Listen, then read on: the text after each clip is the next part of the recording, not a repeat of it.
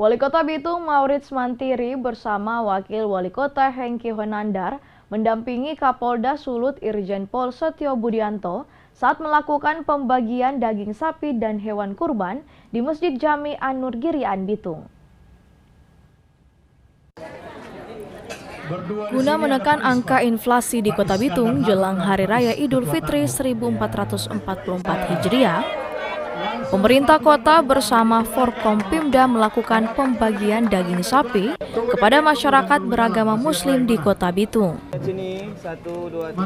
Pembagian daging sapi tersebut bertujuan menekan angka kenaikan harga daging di pasar menjelang Idul Fitri 1444 Hijriah serta program pengendalian inflasi.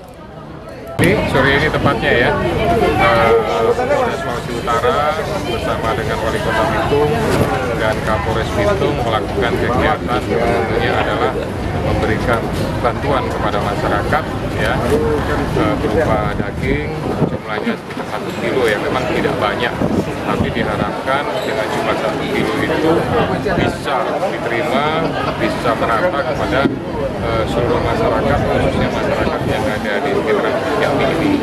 Ya, tujuannya yang pertama tentunya adalah ini dirangkaikan dengan kegiatan perayaan persiapan untuk bulan Hari Raya Idul Fitri, kemudian suasananya juga masih suasana bulan puasa, yang tentunya pemberian itu mudah-mudahan sangat bermanfaat masyarakat.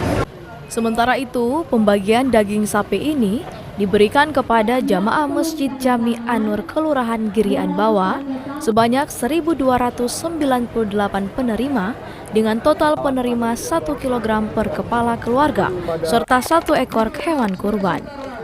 Tim Liputan Kawanua TV.